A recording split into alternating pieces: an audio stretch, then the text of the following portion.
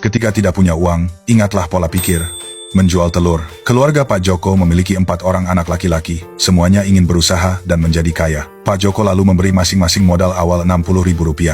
Anak sulung melihat beternak ayam petelur menguntungkan, lalu membeli 1 ekor ayam dengan harga tepat Rp60.000. Berkat perawatan yang baik, ayam tersebut bertelur 1 butir per hari, dijual seharga Rp600 per butir. Dalam 1 tahun, penghasilannya adalah Rp219.000. Ini disebut pertumbuhan alami. Anak kedua juga tertarik dengan usaha ini. Ia mencari tahu dan mendapati bahwa biaya sewa 1 ekor ayam adalah Rp12.000 per tahun. Ia menggunakan Rp60.000 untuk menyewa 5 ekor ayam. Setelah 1 tahun, pendapatannya adalah Rp1.095.000. Ini disebut menyewa aset untuk berbisnis.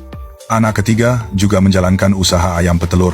Ia menyewa 5 ekor ayam, lalu berkata kepada pemiliknya, "Saya jual telur kepada Bapak seharga Rp480 per butir. Tapi apakah Bapak bisa membayar di muka untuk 1 tahun?" Pemilik bertanya, "Bagaimana kalau ayamnya mati?" Anak ketiga menjawab, "Saya punya kakak pertama dan kedua sebagai penjamin. Bapak sama sekali tidak menanggung risiko." Pemilik setuju dan membayar di muka Rp876.000. Dengan uang itu, anak ketiga menyewa lagi 73 ekor ayam. Setahun kemudian, pendapatannya adalah Rp13.665.600.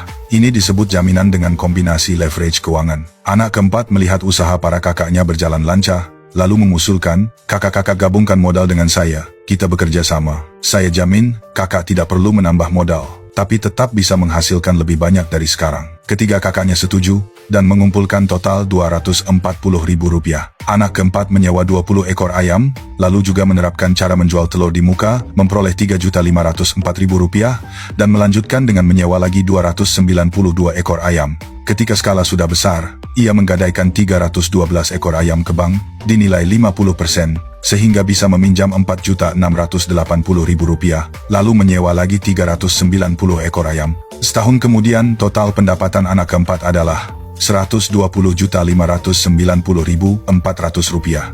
Inti dari kisah menjual telur ini adalah, perbedaan kaya dan miskin bukan terletak pada besarnya modal, melainkan pada cara berpikir dalam menggunakan modal. Dengan kata lain, bukan telurnya yang menciptakan perbedaan, melainkan kepala orang yang memegang telur tersebut.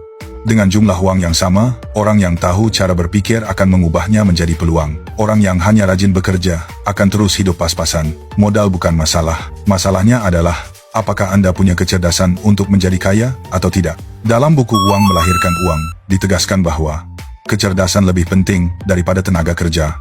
Karena hanya pola pikir yang tajam, yang mampu melihat nilai tersembunyi di balik modal, yang bisa membantu Anda mengubah arah hidup, keluar dari nasib menjadi buruh, dan melangkah menuju kebebasan finansial. Anda wajib membaca Uang Melahirkan Uang ini sekarang juga. Buku ini bukan hanya membagikan rahasia menghasilkan uang dari para pendahulu, orang-orang paling sukses, kaya, dan bijaksana di dunia, tetapi juga membantu Anda membuka pola pikir, melihat peluang di tempat yang oleh orang lain hanya dianggap kesulitan. Jangan biarkan modal Anda terus tertidur. Biarkan uang melahirkan uang mengajarkan Anda cara menghasilkan uang dan menjadi kaya secara cerdas, dengan kecerdasan dan pola pikir.